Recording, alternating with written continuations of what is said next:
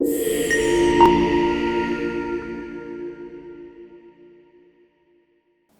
Morning friends, मेरा नाम doctor Mohit Khirwat है। I am a nephrologist and आज मैं आपसे एक बड़े इंपॉर्टेंट क्वेश्चन के बारे में बात कर रहा हूँ। Rather a very common question जो मुझे तकरीबन शायद हर एडमिटेड क्रॉनिक किडनी डिजीज के पेशेंट के रिश्तेदार पूछते हैं कि मेरा पेशेंट कितना लंबा जिएगा, या क्रॉनिक किडनी डिजीज हो गया है मेरे मरीज को तो what is the life expectancy, या if I have like chronic kidney disease how long will I live. Because obviously जहाँ हम सुनते हैं कि किसी को क्रॉनिक किडनी डिजीज हो गई है या परिवार में इमीडिएट फैमिली में किसी को क्रॉनिक किडनी डिजीज हो गई है तो हमें लगता है कि बस अब तो मतलब पता नहीं क्या होगा। सो ऑब्वियसली जो सबसे पहला क्वेश्चन हमारे माइंड में आता है कि भैया अब क्रॉनिक डिजीज तो हो गया अनफॉर्चुनेटली, अब will my patient live, and if he lives और she lives how long will he remain alive. तो मैं अपने मरीजों को यही बात कहता हूँ कि देखिए, अगर किसी को क्रॉनिक किडनी डिजीज है, it is not the end of life. There are three options that you have if somebody has chronic kidney disease. One is of, like I said, there is a kidney transplant. That is the best option for a patient on chronic kidney disease. और उसके अलावा peritoneal dialysis और haemodialysis, दो किस्म के dialysis options available हैं। जो technologies dialysis की हैं, they become far better, dialysis machines have become far better, transplant की दवाइयाँ have become far better than what they used to be earlier on.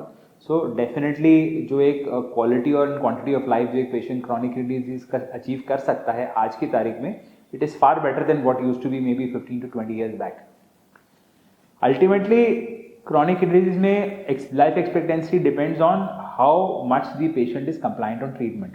आप कितना ट्रीटमेंट को फॉलो करते हो। अगर आपका पेशेंट ट्रांसप्लांट का पेशेंट अगर वो दवाइयाँ नहीं लेगा तो डेफिनेटली फिर ऑब्वियसली किडनी रिजेक्ट करेगी, तो फिर ऑब्वियसली देन लाइफ एक्सपेक्टेंसी भी डेफिनेटली नेगेटिवली इम्पैक्ट होगा। सो अगर एक पेशेंट ट्रांसप्लांट कराता है, ट्रांसप्लांट अच्छे से हो जाता है और वो अपनी दवाएं प्रॉपरली लेता है, अपने डॉक्टर के पास रेगुलर फॉलोअप के लिए जाता है, तो definitely he will have a good quality of life and he can lead a number of years of good life ahead of him, you know. And transplant सिर्फ एक बार नहीं हो सकता, ट्रांसप्लांट दूसरी या तीसरी बार भी हो सकता है। तो अगर एक पहला ट्रांसप्लांट किसी का 10 या 15 साल चलता है तो उसके बाद वो एक सेकंड ट्रांसप्लांट भी करा सकता है, जिस that also may be last quite long, you know. So you can get a number of years of good life on a kidney transplant. Even on dialysis, अगर हम डायलिसिस अच्छे से करते हैं, अगर हमें हफ्ते में 3 बार डायलिसिस 4 घंटे के सेशंस बोले गए हैं और हम उसको स्किप नहीं करते, और अगर पूरे 4 घंटे के डायलिसिस कराते हैं, we do at least 12 hours of dialysis in a week, तो there is a good chance कि we can have a good life on dialysis also. मेरे पास कई पेशेंट हैं जो पिछले 10-12 साल से 14 साल से मेरे पास डायलिसिस करा रहे हैं, एंड टचवुड बिकॉज वो पूरी चीज़ें फॉलो करते हैं, डाइटरी प्रिकॉशंस फॉलो करते हैं, हफ्ते में 3 बार डायलिसिस कराते हैं, सेशंस को स्किप नहीं करते, तो they even today they are doing well. I am happy to say that. Similarly अगर एक पेरिटोनल डायलिसिस वाला पेशेंट प्रॉपर्ली अपना डायलिसिस करता है, अगर उसको दिन में 3 या 4 सेशन करने वो प्रॉपर्ली करता है, रेगुलर अपने डॉक्टर से फॉलोअप रखता है, and he follows all the dietary precautions required, तो वो भी एक अच्छी और एक लंबी ज़िंदगी जी सकता है।